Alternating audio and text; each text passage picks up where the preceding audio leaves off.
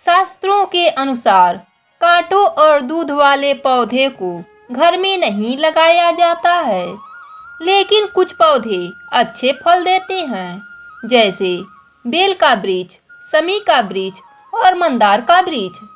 यह वृक्ष घर में क्यों लगाए जाते हैं, इसका बेहद मार्मिक कथा है। देवी समी के पिता ऋषि औरों की यह कथा सर्वप्रथम नारद मुनि ने देवराज इंद्र को सुनाई थी। कथा के अनुसार प्राचीन काल में औरों नाम का तेजस्वी ब्राह्मण रहते थे। बहुत दिनों के बाद उनकी पत्नी ने एक तेजस्वी पुत्री को जन्म दिया, जिसका नाम सनी रखा गया। ऋषि समी को बहुत ही स्नेह करते थे। जब वह 7 वर्ष की हुई तो ऋषि औरों ने उसका विवाह धौम्य ऋषि के पुत्र मंदार से करा दिया। मंदार शौनक ऋषि के आश्रम में रहकर शिक्षा प्राप्त कर रहे थे, अतः विवाह के बाद समी को उसके माता पिता के पास ही छोड़कर शिक्षा पूरी करने शौनक ऋषि के आश्रम चले गए। जब मंदार और समी पूर्ण यौवन को प्राप्त हुए तो मंदार अपने ससुराल गए। समी को विदा करा के पुनः अपने गुरु के पास आशीर्वाद प्राप्त करने उनके आश्रम जाने लगे। रास्ते में ही एक महान तेजस्वी तथा भगवान श्री गणेश के अनन्य भक्त ऋषि भृशुंडी का आश्रम पड़ा। मंदार ने सोचा भृशुंडी ऋषि से भी आशीर्वाद प्राप्त करते चलें। ऋषि भृशुंडी भगवान गणेश के ही तरह हाथी सुर जैसा वरदान प्राप्त किए थे और मंदार ने ऋषि भृशुंडी को गजमुख होने की इस रहस्य का कोई ज्ञान नहीं था। जब मंदार अपने पति समी को लेकर भृशुंडी ऋषि के आश्रम में पहुंचे तो ऋषि को देखकर दोनों हंसने लगे। उन दोनों को हंसता देख भृशुंडी ऋषि को अत्यंत क्रोध आया और उन दोनों को श्राप दे दिया कि तुम दोनों वृक्ष बन जाओ और ऐसी वृक्ष बनो जिसके आसपास कोई पशु पक्षी ना आए। और ऐसा ही हुआ। मंदार ऐसा वृक्ष बना जिसकी पत्तियां कोई भी पशु नहीं खाता है, तथा देवी समी ऐसी वृक्ष बनी जिन पर कांटों की अधिकता के कारण कोई भी पक्षी शरण नहीं लेता है।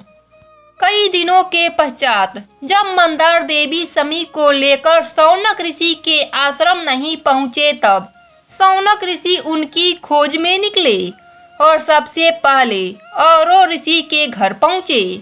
वहाँ भी न पाकर वह दोनों उन्हें खोजते हुए भृशुंडी ऋषि के आश्रम आए, जहाँ उन्हें सारी वृत्तांत की जानकारी हुई।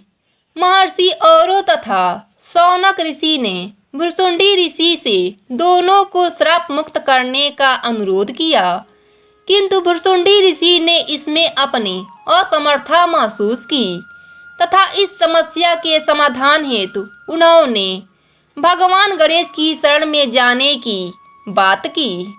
महर्षि औरों ने भगवान गणेश जी का आवाहन किया तथा समी और मंदार को श्राप मुक्त कर पुनः मनुष्य अवस्था में आने के लिए प्रार्थना की, लेकिन भगवान गणेश अपने भक्त का अवहेलना नहीं करना चाहते थे, अतः उन्होंने मना कर दिया, बल्कि बदले में दोनों वृक्षों को यह वरदान दिया कि यह दोनों वृक्ष तीनों लोकों में पूजनीय होंगे।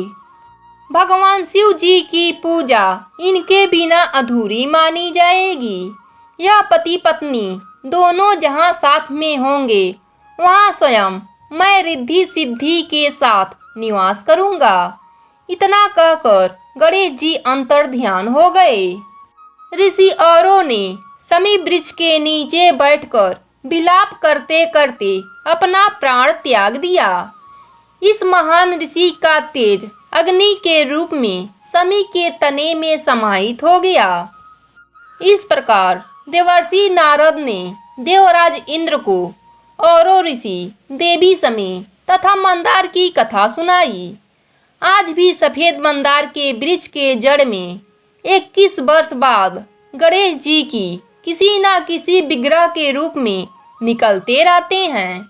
यानी मंदार के जड़ की आकृति गणेश जी का रूप ले लेती है, जिसे श्वेतार्क गणेश जी के नाम से जाना जाता है।